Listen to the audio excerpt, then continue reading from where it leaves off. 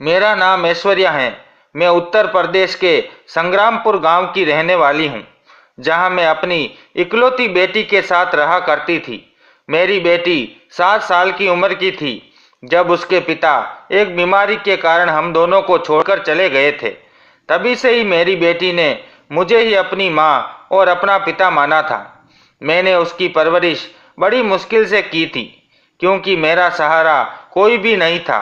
माँओं के लिए अपनी बेटी की परवरिश करना और फिर जब वह जवान हो जाए तो उसको विदा करना, वह भी अकेले, सबसे बड़ी मुसीबत का काम होता है। मेरी बेटी रंग की सांवली थी।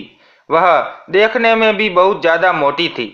मैं उसके लिए रिश्ते तलाश रही थी, लेकिन उसके लिए रिश्ते आ ही नहीं रहे थे। एक बार उसके लिए एक ऐसा रिश्ता आया जिसमें लड़का बेहद ही खूबसूरत था। उसका परिवार भी बहुत अच्छा था। ऐसे लड़के को देखकर मैं हैरान रह गई थी। मैंने फौरन ही इस रिश्ते के लिए हाँ कर दी थी और अपनी बेटी की शादी की तैयारियों में लग गई थी। उन लोगों ने दहेज में लेने से इनकार कर दिया था। वे बहुत ही अच्छे लोग थे, लेकिन जब शादी का समय आया और मेरी बेटी विदा होने चली तो उन्होंने मुझसे मेरी एक ऐसी कीमती चीज़ मांग ली जिसके बारे में सुनकर मैं हैरान रह गई थी। पहले ही मेरी बेटी का रिश्ता बड़ी मुश्किल से लगा था। मैं नहीं चाहती थी कि मेरी बेटी की शादी टूट जाए और बारात वापस चली जाए। अगर ऐसा हुआ तो मेरी बेटी का दिल टूट कर रह जाएगा। इसलिए मैंने हाँ कर दी थी और उनको अपनी सबसे कीमती चीज़ दे दी। लेकिन उसके जाने के 3-4 घंटे बाद ही दरवाजे पर अचानक दस्तक हुई। जैसे ही मैंने दरवाज़ा खोला तो सामने का नज़ारा देखकर मेरे होश उड़ गए थे, क्योंकि दरवाजे के पास मेरी बेटी खड़ी हुई थी और वह भी इतनी रात के समय अकेली। मैंने अपनी बेटी से कहा, क्या हुआ है तुम्हारे साथ? जैसे ही मैंने अपनी बेटी के चेहरे पर गौर किया तो मेरे पैरों तले जमीन निकल गई थी, क्योंकि उसका चेहरा तो मेरी एक ही बेटी थी। उसका नाम किरण था। जिंदगी कभी भी आसान नहीं होती, लेकिन जिंदगी में ऐसा मोड़ जरूर आएगा, ये मुझे नहीं पता था। मेरे पति तो इस दुनिया से जा चुके थे। मैं दिन रात मेहनत करती थी। मुझे कपड़ों की सिलाई आती थी और वही करके मैंने अपना और अपनी बेटी का पेट पाला था। हमारा गांव बहुत छोटा था, जैसे समय वहीं थम गया हो। यहाँ के लोग बहुत ही अजीब थे। हमेशा दूसरों की कमियों पर नज़र रखना, उनकी कमियों को तलाश करना और बातें करना ही उनका जरूरी काम था। किसकी ज़िंदगी में क्या हो रहा है, किसके घर में क्या पक रहा है और किसकी बेटी कहाँ जा रही है, इन बातों पर सबकी नज़रें जमी रहती थी। मेरी बेटी किरण बहुत ही सिंपल लड़की थी। मैं चाहती थी कि मेरी बेटी भी बाकी लड़कियों की तरह हंसती मुस्कुराती रहा करे, लेकिन उसकी बदकिस्मती ने उसे मेरी तरह खुश रहने नहीं दिया। वह बहुत मोटी थी। उसकी उम्र तो ज़्यादा नहीं थी, लेकिन उसके मोटापे की वजह से ज़्यादा उम्र की लगती थी। उसका रंग सांवला था और नाक भी मोटी थी। मैं जानती थी कि वह खूबसूरत नहीं थी। ये हकीकत मुझे तकलीफ देती थी, क्योंकि मेरे अपने पति की शक्ल भी कुछ खास नहीं थी और किरण अपने पिता पर ही गई थी। मैंने जवानी में ये सब कुछ सोचा ही नहीं था। जब मेरे लिए मेरे पति का रिश्ता आया तो सबने कहा कि मर्द की शक्ल को कौन देखता है, असल चीज़ तो उसकी कमाई होती है। मेरे पति की कमाई अच्छी थी, तभी तो उन्होंने हमें एक छोटा सा घर बनाकर दिया और थोड़ी सी ज़मीन भी छोड़ गए थे, जिससे हमारे खर्च किसी न किसी तरह पूरे हो जाते थे। मैं खुश थी कि कम से कम सर पर छत तो है, लेकिन उस समय ये नहीं सोचा था कि मेरी बेटी ही होगी और वह भी अपने पिता पर जाएगी। किरण का ये हाल देखकर मेरा दिल बहुत दुखता था। वह मासूम थी, लेकिन उसका वजन, उसका सांवला रंग और उसकी मोटी नाक लोगों के मजाक का निशान बनते थे। मैं उसे बार बार समझाती कि किरण, खाना कम खाया करो, लेकिन वह मेरी बात नहीं मानती थी। शायद खाने में उसे वो सुकून मिलता था जो दुनिया ने उससे छीन लिया था। मैं जानती थी कि ये जमाना बदसूरत लोगों को जीने नहीं देता, खास तौर पर लड़कियों को। मेरी बेटी गांव के बच्चों के साथ खेलने तक नहीं जाती थी। वह अकेले रहने की शौकीन थी और मैं कुछ नहीं कर पाती। जब कभी मैं बाजार जाती तो औरतें मुझे रोककर कहती, ऐश्वर्या, किरण का रिश्ता कब करोगी? उनकी नज़रों में सवाल के साथ ताने भी होते थे, जैसे वे पहले ही जानती हो कि किरण के लिए रिश्ता ढूंढना नामुमकिन होगा। उन सवालों का मेरे पास कोई जवाब नहीं था। मैं बस चुपचाप सर झुका लेती थी और दिल ही दिल में ऊपर वाले से प्रार्थना करती कि मेरी बेटी के लिए भी कोई बेहतर रास्ता निकल जाए। एक दिन किरण मेरे पास आकर कहने लगी, माँ, मैं मोटी क्यों हूँ? बाकी सब तो लोग मुझसे पतले हैं और खूबसूरत हैं। ऊपर वाले ने मुझे ऐसा क्यों बनाया? उसकी बात सुनकर मैं खामोश हो जाती थी। मेरे पास जवाब नहीं था। मैं उससे कहती, ये सब किस्मत के खेल हैं। लेकिन असल हकीकत ये थी कि दुनिया हमेशा खूबसूरती की दीवानी रही है और बदसूरती को एक ऐब समझा जाता है। मैं उसे हकीकत नहीं बता सकती थी क्योंकि वह पहले ही बहुत कुछ सह रही थी। किरण की बातों ने मुझे तोड़कर रख दिया था, लेकिन मैंने उसे महसूस नहीं होने दिया। मैंने उसे गले लगाया और कहा, बेटी, दुनिया की बातों पर मत जाया करो। तुम बहुत अच्छी हो। ऊपर वाले की बनाई हुई हर चीज़ बहुत अच्छी होती है। लेकिन मैं जानती थी कि ये बातें उसके दिल को सुकून नहीं दे सकती। मैं जानती थी कि ये समाज उसे सुकून से जीने नहीं देगा। एक दिन गांव की एक औरत मेरे पास आई और कहने लगी, ऐश्वर्या, तुमसे एक बात पूछूं, बुरा मत मानना। तुमने अपनी बेटी के लिए रिश्ते के बारे में कुछ सोचा है? मैंने खुद पर काबू रखते हुए कहा, अभी तो मेरी बेटी छोटी है। मेरी बात पर वह हंसी और कहने लगी, अरे ऐश्वर्या, ऐसा ना हो कि देर हो जाए। उसकी बातें मुझे अंदर तक छलनी कर गई थी, लेकिन मैं कुछ ना कर सकी। गांवों की बातें, उसकी नज़रें और उनका बर्ताव सब मुझे अंदर ही अंदर तोड़ रहे थे। मैं किरण को उन सब से बचाना चाहती थी, लेकिन मैं जानती थी कि यह सब आसान नहीं होगा। मैं चाहती थी कि चाहे कुछ भी हो, मैं अपनी बेटी के लिए लड़ूंगी। ये दुनिया उसे स्वीकार करे या ना करे, मैं उसे कभी अकेला नहीं छोड़ूंगी। किरण की जिंदगी बचपन से ही मुसीबतों से भरी हुई थी। लोग हमेशा उसके रंग, वजन और सूरत पर ताने कसते थे। हर गुजरते हुए दिन के साथ वह अंदर से टूटती जा रही थी, लेकिन वह कभी किसी के सामने अपनी तकलीफ का इजहार नहीं करती थी। अब वह जवान हो चुकी थी और उसकी शादी की फिक्र ने मुझे एक नई आजमाइश में डाल दिया था।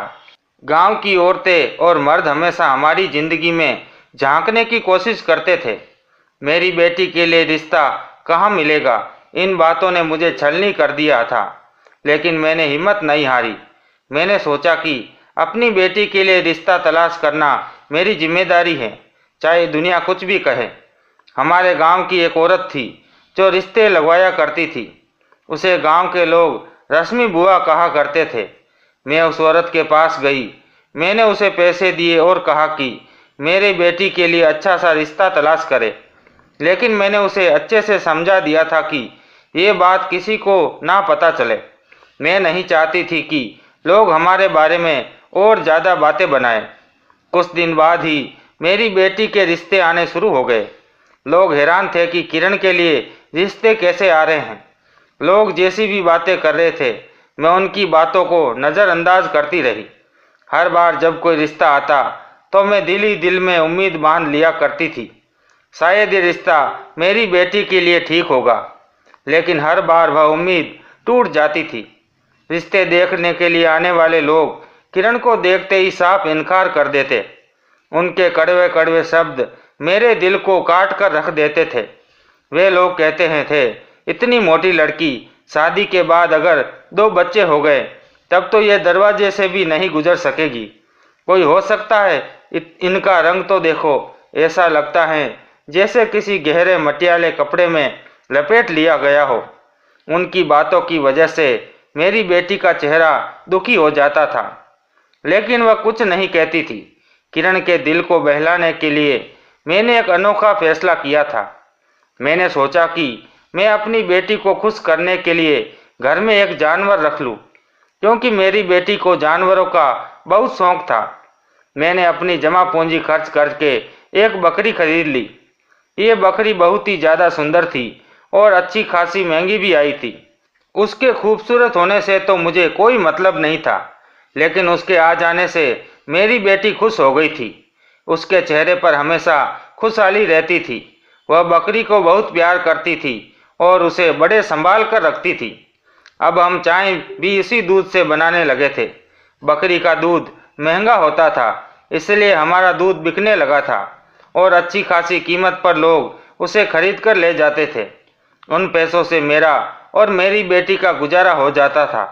बकरी ने हमारी जिंदगी में कुछ बदलाव पैदा कर दिए थे।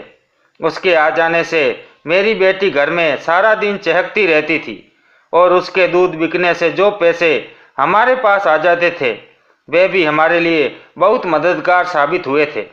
घर का चूल्हा उन्हीं पैसों से जलने लगा था और हमारी ज़रूरतें कुछ हद तक पूरी हो जाती थी।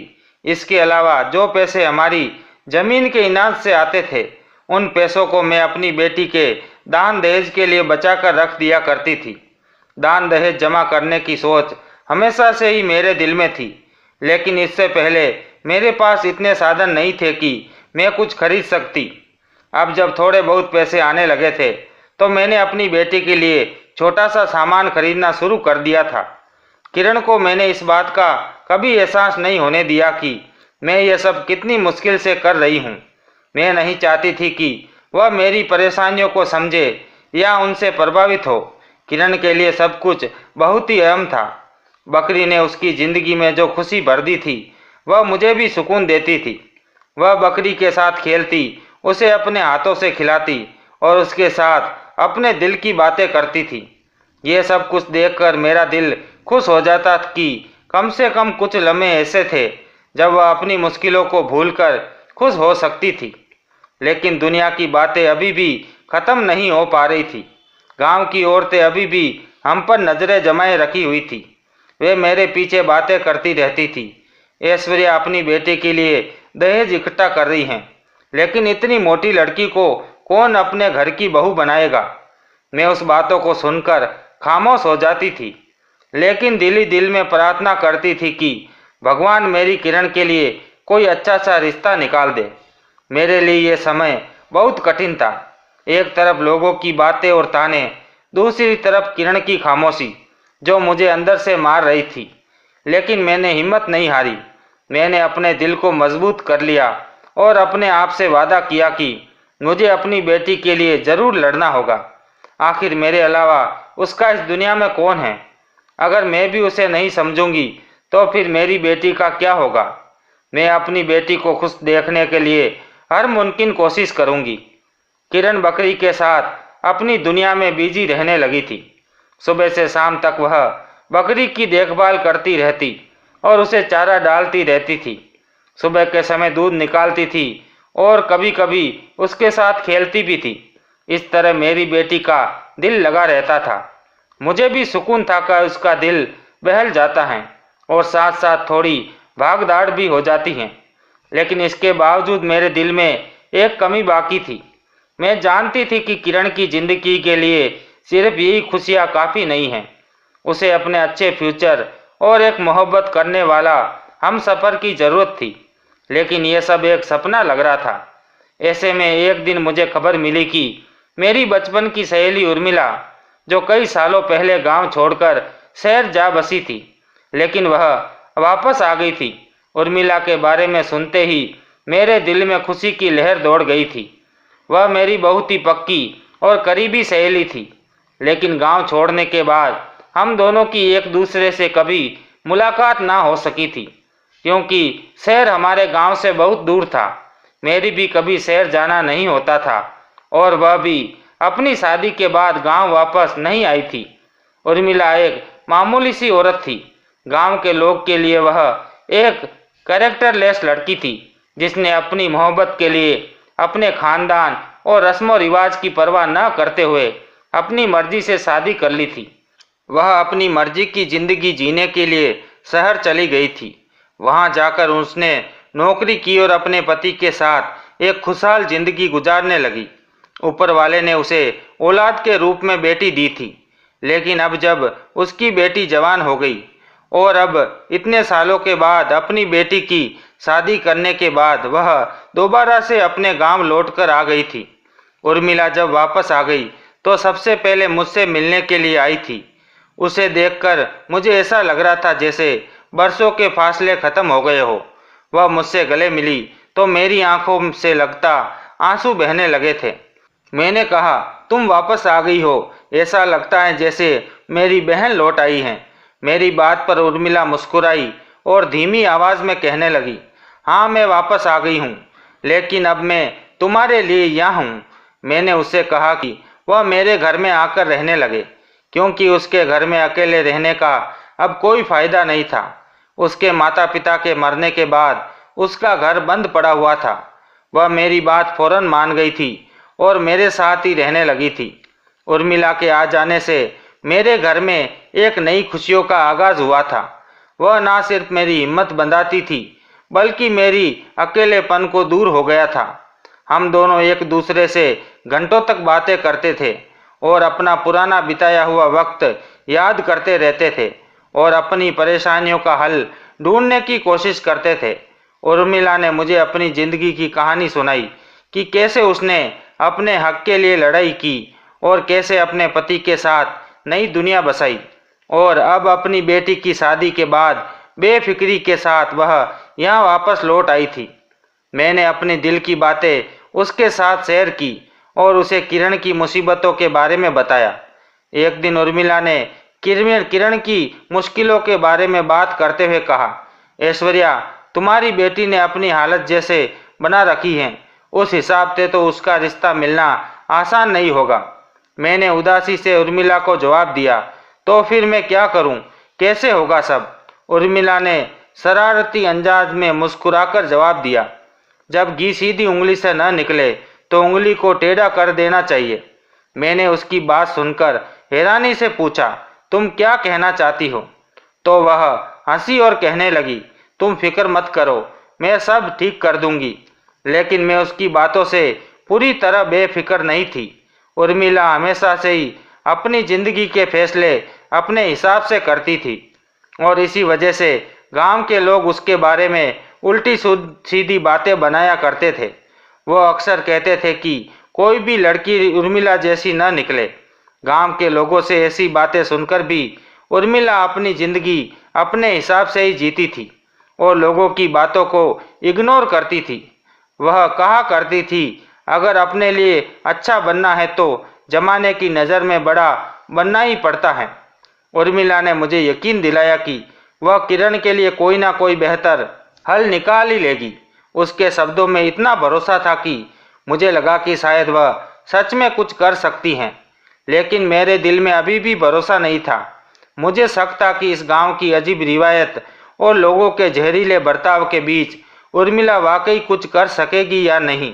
उर्मिला के आ जाने से मेरा दिल कुछ हल्का तो हुआ था, लेकिन उसके एक्सपेरिमेंट, उसकी बातें और उसके भरोसे ने मुझे उम्मीद दिलाई थी। लेकिन अंदर से मैं अभी भी बेबस और कमज़ोर महसूस कर रही थी। किरण को देखकर मेरा दिल कटता था, तो मैं उर्मिला के वादों के सहारे किसी चमत्कार की उम्मीद करने लगी थी। उर्मिला के आ जाने के बाद जैसे मेरी जिंदगी एक नए रास्ते पर मोड़ ले रही थी। उसने अपनी जिंदगी के कड़वे लम्हों को भुलाकर मेरी और किरण की जिंदगी बेहतर बनाने का बेड़ा उठा लिया था। एक दिन उसने मुझे हैरान कर दिया। उसने मुझे बताया कि उसने अपना गांव वाला घर बेच दिया है और सारे पैसे मेरे घर पर लगा दिए। मैं बेयकीनी से पूछा, उर्मिला, तुम ये सब क्या कर रही हो? तुम्हें हमारे लिए इतना सब करने की जरूरत नहीं है। उसने मुस्कुराते हुए मेरी बात का जवाब दिया, मेरे पास तुम्हारे अलावा और है ही कौन? माँ बाप को इस दुनिया में नहीं रहे, अपने रिश्तेदार तो पहले ही मुझसे नाराज हो चुके हैं और मेरी बेटी तो अपनी नई जिंदगी में बिजी हैं। अब मेरे पास ये सब संभालने के लिए कोई नहीं। मैंने अपने शहर वाले घर तो अपनी बेटी को दे दिया, तो क्यों ना ये सब तुम्हारे काम आए। उसने ना सिर्फ मेरे घर की मरम्मत करवाई, बल्कि मुझे कपड़े धोने के लिए वॉशिंग मशीन और एक नया फ्रिज भी खरीद कर दिया। हमारे घर में लाइट का बंदोबस्त नहीं था, उसने घर में बिजली की व्यवस्था भी करवाई। हमारा पुराना फ्रिज वैसे भी खराब था, लाइट ना आने की वजह से वह ज़्यादातर बंद ही रहता था। किरण के लिए भी उसने खूबसूरत से जेवर बनवाए थे, जिसे देखकर मुझे हैरत हुई कि वह अपने दिल से ये सब कुछ कर रही हैं। उर्मिला की दोस्ती का ये हाल था कि जब मैंने उससे कहा कि मुझे लोगों को बता देना चाहिए कि तुम मेरी इस तरह से मदद कर रही हो, उसने मुझे लोगों को कुछ भी बताने से साफ इनकार कर दिया। उर्मिला कहने लगी कि तुम्हें किसी को भी कुछ नहीं बताना, बस सबको यही कहना है कि ऊपर वाले की देन है। उर्मिला की ये बात सुनकर मुझे उसकी शख्सियत और भी ज़्यादा गहरी लगने लगी थी। गांव के लोग हैरान रह गए थे। हर तरफ बात हो रही थी कि ऐश्वर्या की तो जैसे लॉटरी निकल आई है। कोई कहता कि ये सब अचानक कैसे मुमकिन हो गया, कोई कहता कि ऐश्वर्या को कोई खुफिया खजाना मिल गया है। मैं भी सबको यही जवाब देती थी कि ऊपर वाले का लाख लाख शुक्रिया है, वही मुझे ये सब देता है। लेकिन अंदर से मैं जानती थी कि यह सब उर्मिला की वजह से हो रहा है। उर्मिला का कैरेक्टर हमेशा से ही साफ रहा था, लेकिन वह अपनी जिंदगी की जंग जीतकर वापस आई थी। उसने अपनी मोहब्बत के साथ खुशहाल जिंदगी गुजारी और बेटी की शादी अच्छी जगह कर दी थी। वह गांव के लोगों के लिए एक अजीब इंसान थी, जिसे लोग कभी समझ नहीं पाए थे। शायद इसी वजह से लोगों को इसके फैसले बेमतलब के लगते थे। अभी उसे यहाँ आए हुए 2-3 महीने ही गुजरे थे कि हमारे घर में एक अच्छा सा रिश्ता आया। यह पहला मौका था कि किरण के लिए कोई रिश्ता खुद चलकर हमारे घर आया था। मैंने जब सुना तो मुझे तो यकीन ही नहीं आया। मैं सोचने लगी कि जरूर कोई कमी होगी, शायद लड़का पहले से ही शादीशुदा हो या फिर उसमें कोई कमी हो। लेकिन जब मुझे लड़के के बारे में इंफॉर्मेशन मिली तो मैं हैरान रह गई थी। लड़का ना सिर्फ कम उम्र का था, बल्कि खूबसूरत भी था। उसका रंग साफ और देखने में हैंडसम था। उसका परिवार भी अच्छा और खुशहाल था। लेकिन उसके बारे में एक बात सुनने को मिली थी कि वह लोग बहुत लालची लोग हैं। मैंने सोचा कि लालच तो आजकल हर किसी को होता है, ये कोई बड़ी बात नहीं है। उनके लालच को नज़रअंदाज करते हुए मैंने इस बारे में उर्मिला से बात की। उसने कहा, ऐश्वर्या, ये रिश्ता खुद चलकर तुम्हारी बेटी के लिए यहाँ से आया है। इतनी मुश्किल के बाद ये खुशियाँ तुम्हें मिली हैं, तो तुम्हें इनका स्वागत करना चाहिए। लड़की वालों ने रिश्ते की बात करने के लिए हमारे घर आने की परमिशन मांगी। उनका कहना था कि वो हमारी बेटी को देखकर रस्म करना चाहते हैं और साथ ही साथ मेरी बेटी के लिए वो कुछ तोहफे भी लाना चाहते हैं। ये सब सुनकर मेरा दिल खुश हो गया था। मेरी आंखों में आंसू आ गए थे। उर्मिला ने कहा, यह वक्त खुश होने का है और तुम्हें इन लम्हों को दिल से एक्सेप्ट करना चाहिए। उर्मिला की बातों ने मुझे थोड़ा हौसला दिया, लेकिन मेरे दिल में एक अजीब सा डर भी था। क्या सच में ये सब हकीकत है? क्या किरण की जिंदगी में खुशियों का ये दौर आ सकता है? लेकिन उर्मिला के साथ और उसके साथ ने मुझे ये भरोसा दिया कि यह सब मुमकिन है। ऊपर वाले का शुक्रिया अदा किया और प्रार्थना की कि रिश्ता मेरी बेटी के लिए खुशियों का रास्ता बने। लड़की वाले जब हमारे घर आए तो जैसे पूरे मोहल्ले में तहलका मच गया। हर कोई हैरान था कि किरण जैसी लड़की के लिए गांव की सबसे खूबसूरत और काबिल लड़के का रिश्ता आया है। ये सब किरण के साथ बातें कर रहे थे, हमारे घर का जायजा ले रहे थे और यहाँ तक कि हमारे फर्नीचर और चीज़ों के बारे में भी सवाल उठा रहे थे। उनके बिहेवियर से जाहिर हो रहा था कि वह लोग बहुत लालची थे, लेकिन उनकी बोलचाल बहुत अच्छी थी क्योंकि वह बहुत खुश लग रहे थे। लड़के के पिता ने कहा, हमें तो बस आपकी बेटी चाहिए। हम अपनी तरफ से ये रिश्ता पक्का करते हैं और शादी 1 महीने बाद करेंगे। ये सुनकर मेरा दिल खुशी से भर गया, लेकिन मैं कुछ परेशान थी। मैंने कहा, 1 महीने में हम तैयारी कैसे करेंगे? शादी का बंदोबस्त भी करना है और दहेज का भी। लड़के की माँ ने फौरन ही जवाब दिया, दहेज की तो कोई हमें ज़रूरत नहीं है। इतनी प्यारी बेटी हमें दे रही हो, यही हमारे लिए सबसे बड़ा तोहफा है। मुझे ये सब कुछ एक सपने की तरह लग रहा था। ये वही लोग थे जो बहुत महीने पहले मेरी बेटी को उसके मोटापे की वजह से नज़रअंदाज करके चले गए थे, और आज यही लोग मेरी बेटी की तारीफों के पुल बांध रहे थे। उनके बिहेवियर के ऐसे बदलाव ने मुझे हैरान करके रख दिया था। किरण भी खुश थी। पहली बार वह किसी के सामने शर्मिंदगी महसूस कर रही थी। लड़के वालों की तरफ से मिलने वाली इज्जत और ध्यान ने उसके दिल में खुशी पैदा करती थी। वह जो हमेशा खुद को एक बोझ समझती थी, आज उसकी आंखों में उम्मीद और खुशी की झलक थी। लड़के वालों का कहना था कि वह जल्द से जल्द शादी करना चाहते हैं। उर्मिला ने मुझे समझाया कि ऐश्वर्या, ज़्यादा सोचने की जरूरत नहीं है। जब अच्छा रिश्ता मिल रहा है तो शादी जल्द से जल्द करना ही बेहतर है। वक्त को बर्बाद मत करो। मैंने उर्मिला की बात मानी और शादी की तारीख तय कर दी। पूरा गांव हैरान था कि किरण जैसी लड़की की शादी होने जा रही है। ये लोग चुप बैठने वाले में से नहीं थे। हर तरफ बातें हो रही थी। कोई कहता कि ये कैसे मुमकिन हुआ, तो कोई कहता कि लड़के वालों को जरूर कोई धोखा दिया गया हो। फिर लड़के वाले लालची होंगे। जब मेरे रिश्तेदार ने ये बात सुनी तो मैंने कहा, लड़के वाले लालची हैं तो क्या हुआ, सबसे बड़ी बात तो ये है कि वह मेरी बेटी को एक्सेप्ट कर रहे हैं, जो पूरी जिंदगी लोगों के तानों का निशाना बनी है। उनका दिल साफ है, यही काफ़ी है। हमने जल्द से जल्द शादी की तैयारियां शुरू कर दी थी। अपनी बेटी के लिए मैंने जो थोड़ा बहुत सामान इकट्ठा किया था, वह भी मैंने उसे देने का फैसला किया था और बाकी की तैयारियां उर्मिला ने मेरे साथ करवा दी थी। उसने मुझसे कहा, ऐश्वर्या, ये मौका बार बार नहीं आता। अपनी बेटी के लिए खुशी से सब कुछ करो। लड़के वाले ने हमें शादी की तरफ से ज़्यादा परेशान नहीं किया। वह खुद की तैयारियों में बिजी थे और बार बार कहते कि हमें दहेज की कोई ज़रूरत नहीं है। आजकल के ज़माने में ऐसे लोग कम ही देखने को मिलते हैं। किरण के अंदर एक नया जोश आ गया था। वह अपनी बकरी का ख्याल रखने के साथ साथ अपनी शादी की तैयारियां भी कर रही थी। उसने अपनी ज़िंदगी में पहली बार महसूस किया कि वह किसी के लिए ज़रूरी है। शादी की तारीख जैसे जैसे करीब आ रही थी, मेरे दिल में खुशी और सुकून बढ़ता चला जा रहा था। यह वह लम्हा था जिसको मैंने कभी सपने में भी नहीं सोचा था। यह सब कुछ उर्मिला की वजह से मुमकिन हो पाया था, जिसने हमारी ज़िंदगी में खुशियाँ लाने के लिए अपना सब कुछ कुर्बान कर दिया। शादी का दिन करीब आ गया था और घर में खुशियाँ थी। किरण दुल्हन बनी तो सब ने आंखों में भा गई। जो हमेशा अपनी शकल सूरत को कोसती थी, आज खूबसूरत कपड़े, जेवर और मेहंदी में किसी खूबसूरत राजकुमारी से कम नहीं लग रही थी। गांव की औरतें उसे देखकर हैरान हो रही थी और उनकी तारीफें किए बिना नहीं रह सकी। शादी दोपहर में रखी गई थी ताकि सारे मेहमान समय पर आ सके और शाम तक विदाई का इंतजाम हो जाए। सब कुछ बिल्कुल ठीक चल रहा था, लेकिन विदाई से कुछ समय पहले लड़के वालों ने एक ऐसी डिमांड रख दी जिसने हमें हैरान कर दिया।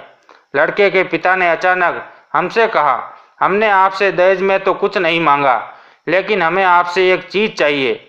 ये सुनकर मेरा दिल धड़कने लगा। मेरे दिमाग में कई बार सवाल आने लगे, आखिर वह क्या चीज़ है जो वह मांगने वाले हैं। मैंने खुद पर काबू करते हुए कहा, जी बताइए, आपको क्या चाहिए। उनके मुंह से निकलने वाले शब्दों ने हमें सबको हैरान कर दिया। उन्होंने कहा, हमें आपकी बकरी सुंदरी चाहिए। यह सब सुनकर पूरे परिवार में खामोशी छा गई। ये बकरी जो हमारे लिए किसी जायदाद से कम नहीं थी, इसकी देखभाल मेरी बेटी अपनी जान से ज़्यादा करती थी। वही बकरी वह दहेज के तौर पर मांगी जा रही थी। मैं हैरान थी कि ये बकरी हमारी कमाई का इकलौता साधन थी। वह ना सिर्फ दूध देती थी, बल्कि उसके जरिए हमारे घर का खर्च चलता था। किरण की शादी के बाद वह बकरी ही मेरे लिए सहारा थी। मैंने इनकार करते हुए कहा, मैं अपनी सुंदरी आपको नहीं दे सकती। ये मेरे लिए बेटी जैसी हैं। मेरी बेटी के बाद मेरे पास यही कीमती चीज़ है जो मुझे सुकून देती हैं। लेकिन लड़के के माता पिता जिद करने लगे। उन्होंने कहा, आपके पास तो काफ़ी कुछ है, ये बकरी हमारे लिए ज़्यादा स्पेशल है। जब मैंने इनकार किया तो उर्मिला ने मेरा हाथ थाम लिया। उसका मतलब था कि मैं इनसे ज़्यादा बहस ना करूं। उसने बीच में बोलते हुए कहा, ऐश्वर्या, बेटियों की खुशी के लिए माएँ सब कुछ कुर्बान कर देती हैं। अगर ये बकरी दे देने से तुम्हारी बेटी का फ्यूचर सिक्योर हो सकता है तो ये सौदा महंगा नहीं है। मैं हैरान थी कि उर्मिला क्यों ये सब कुछ कह रही हैं। मैंने कहा, उर्मिला, इस बकरी का दूध बेचकर हमारा घर का गुजारा होता है। अब तो मुझसे सिलाई भी नहीं होती। उर्मिला ने मुस्कुराकर कहा, अरे मैं हूं ना, तुम फिक्र मत करो, अपनी बेटी की शादी करो। उर्मिला के समझाने पर मैंने अपना दिल साफ किया और बकरी देने के लिए राजी हो गई। ये फैसला मेरे लिए आसान नहीं था, लेकिन अपनी बेटी के लिए मैंने एक कुर्बानी दे दी। विदाई के समय वह लोग बकरी और मेरी बेटी को लेकर चले गए। बेटी की विदाई पर मैं फूट फूट कर रोई थी। मेरी बेटी मेरे लिए दिल का टुकड़ा थी और अपने पति के साथ नए घर जा रही थी। मैंने उसे सदा खुश रहने का आशीर्वाद दिया था। वह भी बहुत रो रही थी, लेकिन उसके आंसू खुशी के थे। वह लोग भी मेरा शुक्रिया अदा करके चले गए थे। मेरा दिल उदास हो गया था, लेकिन मेरी बेटी अब अपनी नई जिंदगी की शुरुआत करने जा रही थी। मुझे तसल्ली थी, अब वह अपने घर में खुश रहेगी। गांव वाले बार बार यही कह रहे थे, लड़के वाले लालची हैं, लेकिन वह ये नहीं जानते थे कि हमने कुर्बानी क्यों दी। मैंने खुद को दिलासा दिया कि ऊपर वाले सब ठीक कर देगा, लेकिन मुझे ये आइडिया नहीं था कि आगे क्या होने वाला है। रात का समय था और मैं अपने कमरे में बैठी गुजरे समय के बारे में सोच रही थी। सुंदरी के जाने का गम और किरण की विदाई का खालीपन मेरे दिल को बेचैन किए जा रहा था। मैं बार बार यही सोच रही थी कि अब आगे क्या होगा। उर्मिला ने तो ये कह दिया कि वह घर चलाने में मेरा साथ देगी, लेकिन मैं जानती थी कि यह उसकी जिम्मेदारी नहीं है। वह तो यहाँ मेहमान थी और मेहमान हमेशा नहीं रहते। मैंने खुद को तसल्ली देते हुए सोचा कि कल बाजार जाकर अपना नया चश्मा ले आती हूँ और दोबारा सिलाई कर काम शुरू करती हूँ। मेरी नज़र कमज़ोर हो गई थी, लेकिन दिल में हिम्मत पैदा करने की कोशिश कर रही थी। ये सब सोचते हुए शायद 1 घंटा गुजर गया होगा कि अचानक घर के दरवाजे पर दस्तक हुई। रात के समय दस्तक की आवाज़ सुनकर मैं चौंक गई थी। दिल में एक अजीब सी घबराहट पैदा हुई। सोचा कि इतनी रात को कौन हो सकता है। उर्मिला जो काफ़ी देर पहले सो चुकी थी, दस्तक सुनकर वह भी जाग गई और फौरन कहने लगी, इस समय कौन हो सकता है। मैंने भी परेशानी से कहा, पता नहीं, देखते हैं। दरवाजे की तरफ जाते हुए मेरे दिल की धड़कनें तेज हो रही थी। जब मैंने दरवाज़ा खोला तो ऐसा लगा जैसे जमीन मेरे कदमों के नीचे से खिसक गई हो। दरवाजे के सामने मेरी बेटी किरण खड़ी हुई थी। उसकी हालत देखकर मेरा दिल कांप गया। वह बुरी तरह से रो रही थी। उसके बाल बिखरे हुए थे और चेहरा डर से सफ़ेद पड़ा था। उसके पैरों में चंपल भी नहीं थे। वह पैदल ही चलकर आई थी। मैं तो शॉक्ड रह गई थी। एक शब्द भी मेरी जुबान से नहीं निकल रहा था। किरण की हालत देखकर मेरा दिल टूट गया। उर्मिला फौरन आगे बढ़ी और किरण का हाथ थामकर उसे अंदर खींच लिया। उसने फौरन दरवाज़ा बंद किया और कहा, यह क्या हो रहा है? किरण यहाँ क्यों आई है? किरण की हालत देखकर अंदाजा हो रहा था कि वह किसी बड़े सदमे या डर का शिकार थी। बस लगातार रोए जा रही थी। उसका गला रोने की वजह से बैठ चुका था। उर्मिला ने उसे कुर्सी पर बिठाया और जल्दी से पानी लाकर उसके हाथ में दिया। किरण ने कांपते हुए हाथों से पानी लिया। वह अब भी बोलने की हालत में नहीं थी। मैंने घबराकर उसके कंधों को थाम लिया और कहा, बेटा क्या हुआ है? तुम यहाँ पर क्यों आई हो? अभी तो तुम्हें विदा किया था, तुम वापस कैसे आ गई? मेरी बेटी ने मेरी तरफ देखा। उसकी आंखों में ऐसा डर था कि मेरा दिल दहल गया। वह कुछ बोलना चाहती थी, लेकिन शायद शब्द उसके हलक में फंस रहे थे। उर्मिला ने नरम शब्दों में कहा, बेटा घबराओ मत, यहाँ तुम सेफ हो। जो कुछ भी हुआ है हमें बताओ। मेरे दिल में भी ढेर सारे सवाल थे। आखिर ऐसा क्या हो गया मेरी बेटी के साथ? इसकी विदाई अभी कुछ घंटे पहले ही हुई थी, फिर इस हालत में कैसे वापस आ गई? मैंने कहा, बेटा बताओ ना, तुम यहाँ पर क्यों आई हो? किरण रोते हुए कहने लगी, माँ मैं क्यों भाग कर आती? मैं तो बहुत खुश थी। मेरा पति भी कितना सुंदर था और वह भी मेरे साथ अच्छा ही था। लेकिन ये कहते हुए वह फिर से रोने लगी। मैंने कहा, बेटा पूरी बात बताओ, क्या हुआ? किरण ने अपने आंसू साफ करते हुए कहा, माँ उन्होंने बकरी को घर के अंदर एक जगह पर बांध दिया और उसके बाद मुझसे कहा कि अब मेरा यहाँ कोई काम नहीं है, हमें तुमसे कोई मतलब नहीं, तू यहाँ से चली जा। यह सुनकर मेरे शरीर में सनसनाहट दौड़ गई। मैंने कहा, ये क्या बात हुई? इसका मतलब वह लोग हमारी सुंदरी के लिए शादी करना चाहते थे, लेकिन सुंदरी तो एक बकरी है। उससे इन्हें क्या फ़ायदा होगा? किरण ने रोते हुए बताया, माँ वह लोग कह रहे थे कि हमने तो एक शादी सिर्फ बकरी लेने के लिए ही की थी। अब हमारे घर में बकरी के साथ एक मोटी भैंस नहीं रह सकती। उन्होंने तो मुझे भी एक मोटी भैंस कह दिया। उन्होंने कहा निकल जाओ तुम हमारे घर से, 1 हफ्ते बाद तुम्हें डिवोर्स के पेपर भेज दिए जाएंगे। ये बात सुनकर तो मेरा दिल लगातार फटने लगा था। मेरी बेटी रोई जा रही थी और मैं उसे तसल्ली देने की कोशिश कर रही थी। वह लोग जो इतने अच्छे और साफ नीयत के लग रहे थे, अचानक इतने जुल्मी कैसे हो गए? जब किरण ये सब बता रही थी तो उर्मिला एक तरफ खामोशी से बैठी हुई थी।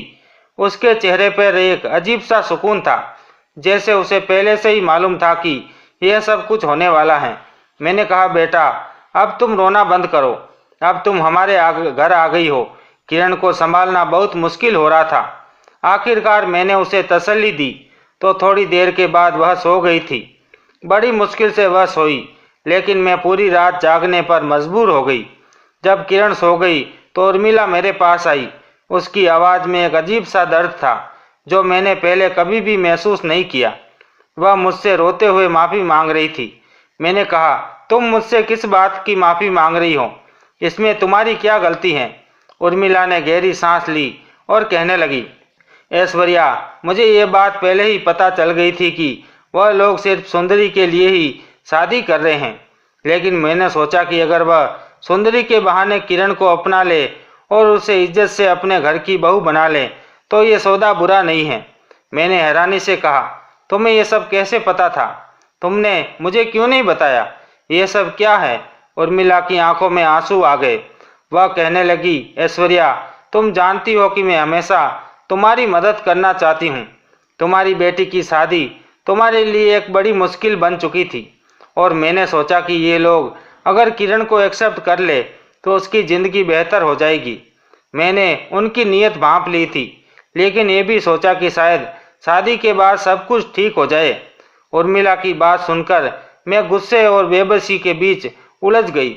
मैंने गुस्से में कहा, तुम्हें यह सब पता था, फिर भी तुमने मुझे अंधेरे में रखा। तुमने मेरी बेटी की जिंदगी का सौदा कर दिया। उर्मिला ने रोते हुए कहा, मुझे लगता था कि मैं सही कर रही हूँ। मैंने सोचा था कि ये लोग किरण को अपनी बहू बना लेंगे। मुझे नहीं पता था कि इस हद तक गिर जाएंगे। मैंने कहा, उर्मिला, मेरी बेटी का दिल टूट चुका है और उसका भरोसा भी खत्म हो गया। मैं बहुत परेशान हो गई थी। आगे अब ना जाने क्या होगा। उन लोगों ने हमें धोखा दिया था। मेरी बेटी के सपनों का घर टूट चुका था। वह सारी रात रोती रही और मैं खुद को कोसती रही कि मैंने ऐसे लोगों पर भरोसा क्यों किया। उर्मिला की सोच ने मेरी बेटी को एक नया जख्म दिया था। उर्मिला ने मुझे एक ऐसी बात बताई थी जिसे सुनकर मेरे पैरों तले से जमीन निकल गई थी। वह मेरे सामने नज़रें झुकाकर बैठी हुई थी, जैसे अपनी गलती के लिए बहुत ज़्यादा शर्मिंदा हो। लेकिन मुझे ये समझ नहीं आ रहा था कि वह इतना बड़ा कदम कैसे उठा सकती हैं। मैंने गुस्से में कहा, उर्मिला, तुम्हें ये हक किसने दिया कि तुम मेरी बेटी की ज़िंदगी के साथ खेल खेलो? उर्मिला कहने लगी, मेरी नीयत बुरी नहीं थी। तुम जानती हो कि किरण जैसी लड़की की शादी होना आजकल के दौर में कितनी मुश्किल है। अपने हालात देखो, तुम्हारी नज़र भी कमज़ोर है और कपड़े सीने के अलावा तुम कुछ नहीं कर सकती, और ये बकरी ही तुम्हारा इकलौता सहारा थी। मैंने ये सब तुम्हारे और तुम्हारी बेटी के लिए किया। मैंने अपने पैसे तुम्हारे घर पर लगाए, लेकिन मुझे पता था कि ये बकरी तुम्हारे लिए कितनी कीमती है। इसलिए मैंने गांव में ये अफवाह उड़ाई कि ये बकरी बड़ी किस्मत वाली है। मैंने लोगों को बताया कि जिस घर में ये बकरी चली जाए वहाँ दौलत बरसती है। मैंने सोचा कि इस तरह कोई अमीर परिवार तुम्हारी बेटी के लिए रिश्ता लेकर आएगा। मैंने कहा, उर्मिला, तुम्हें कैसे लगा कि ये सब करना ठीक होगा? उर्मिला ने कहा, मैंने सोचा था कि वह लोग बकरी के साथ किरण को भी एक्सेप्ट कर लेंगे। शादी के बाद सब कुछ ठीक हो जाएगा। मैं ये नहीं जानती थी कि किरण को किसी उम्र दराज या शादीशुदा से शादी करनी पड़े। इसलिए मैंने ये कदम उठाया।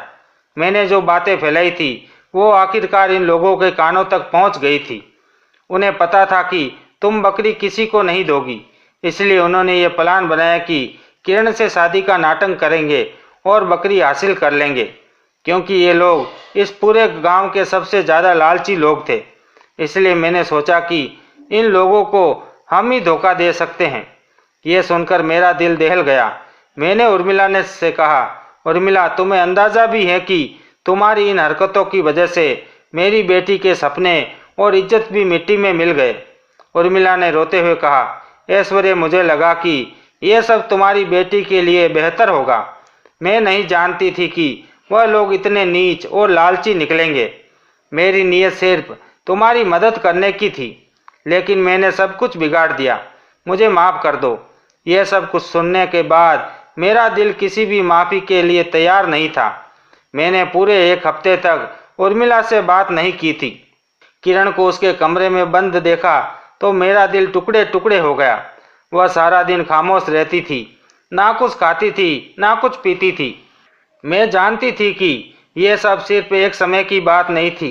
ये ऐसी चोट थी जो हमारी जिंदगी दिल पर लगने वाली थी। इसी दौरान हम सबको इंतजार था कि वह लोग क्या फैसला करेंगे। किरण की विदाई के सिर्फ 2 दिन बाद ही हमें ये नोटिस मिला कि वह डिवोर्स का फैसला कर चुके हैं।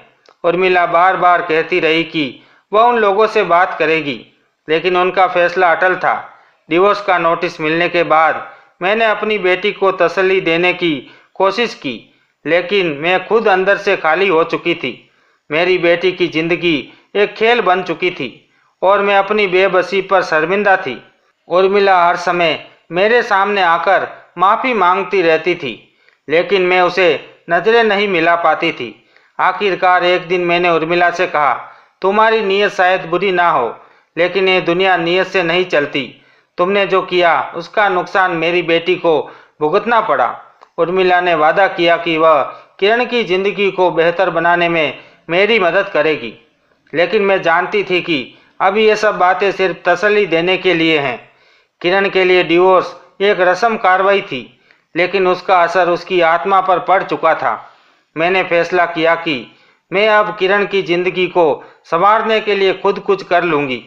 उर्मिला की मदद करने का सवाल ही पैदा नहीं होता।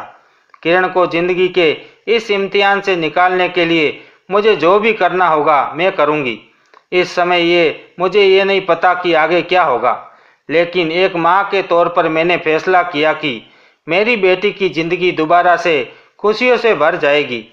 उर्मिला की गलती अपनी जगह थी, लेकिन मैंने ये भी सोचा कि इन लोगों का लालच और उनका बर्ताव इससे कहीं ज़्यादा बुरा था।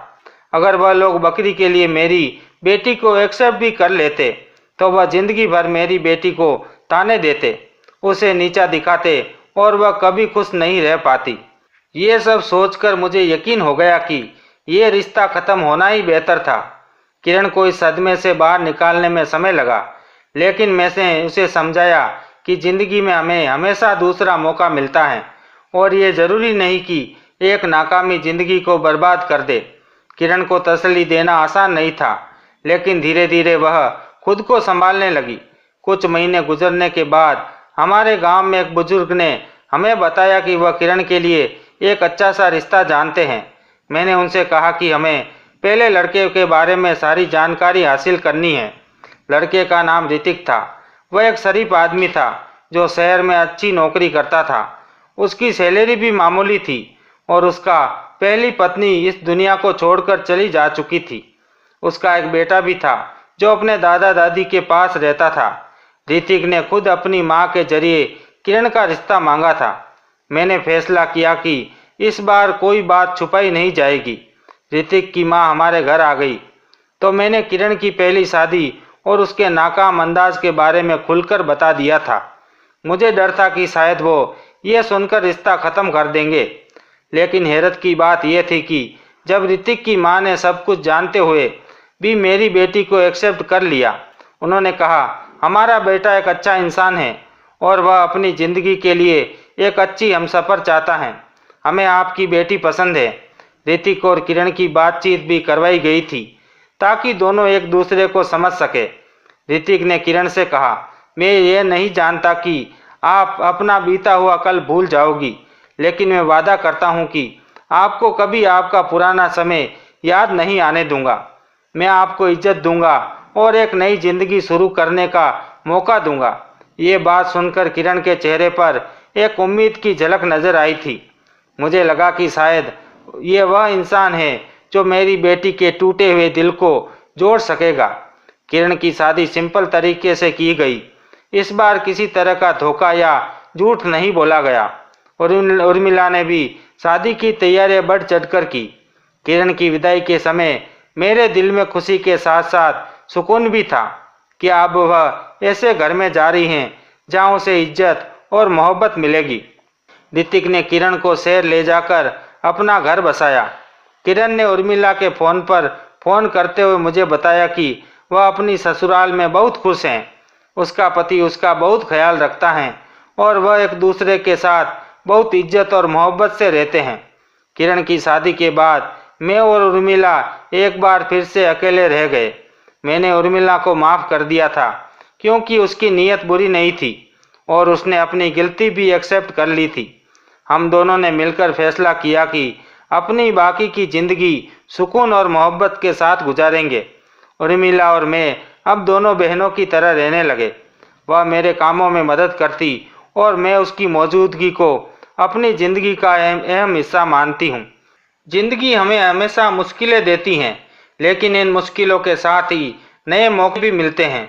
ये सच है कि किरण के साथ जो हुआ वह किसी भी माँ के लिए एक बड़ा इम्तिहान था, लेकिन मैं खुश हूँ कि उसकी ज़िंदगी में एक नया और खूबसूरत समय शुरू हो चुका है। अब वह अपनी ज़िंदगी के इस मोड़ पर खड़ी है जहाँ उसे इज्जत, सुकून और खुशियाँ नसीब हैं। मुझे यकीन है कि हमारी कहानी उन लोगों के लिए एक ऐसा सबक है जो अपने बच्चों के लिए बेहतर चाहते हैं, लेकिन उनकी खुशियों के लिए किसी झूठ या धोखे का सहारा लेने की ज़रूरत रखते हैं। ज़िंदगी हमेशा हमें दूसरा मौका देती है, बस हमें इन मौके को पहचानना और उसका इस्तेमाल करना आना चाहिए। हमारे समाज में लड़कियों के रिश्ते तय करते समय उन्हें बारीकी से जाना जाता है। मोटी ना हो, पतली हो, गोरी हो, काली ना हो, कद लंबा हो, एजुकेटेड ज़्यादा हो लेकिन कमाई ना करती हो, ये सब मनगढ़ंत सोचते हैं। जिसकी वजह से अक्सर लड़कियों को शर्मिंदगी महसूस करवाई जाती है। इंसान की असल पहचान उसके कैरेक्टर, बिहेवियर और उसकी इंसानियत को दी जानी चाहिए, ना कि उसकी खूबसूरती को। ये सोचना ज़रूरी है कि जिस रिश्ते की बुनियाद सिर्फ दिखावे की खूबसूरती या दौलत पर रखी जाए वह कभी खुशगवार नहीं हो सकता। हर इंसान अपनी खुशियों और कमियों के साथ पूरा होता है। यह ज़रूरी है कि हम बेटियों को ये यकीन दिलाए वह जैसी भी है वह सुंदर है, बहुत अच्छी है, उन्हें किसी की तारीफ की ज़रूरत नहीं है। याद रखें, खूबसूरती दिल की होती है और इज्जत, मोहब्बत वह बुनियाद है जो एक कामयाब जिंदगी की पहचान खड़ी करती है। हमें अपनी सोच बदलनी होगी ताकि हम अपनी बेटियों को वह मकाम दे जो वह सच में डिजर्व करती हैं। दोस्तों, उम्मीद करते हैं आपको हमारी कहानी पसंद आई होगी। कहानी पसंद आई तो वीडियो को लाइक करें, चैनल पर नए हैं तो चैनल को सब्सक्राइब करें और हाँ, नोटिफिकेशन बेल को ज़रूर दबाएं ताकि अगली अपडेट सबसे पहले आपको मिले।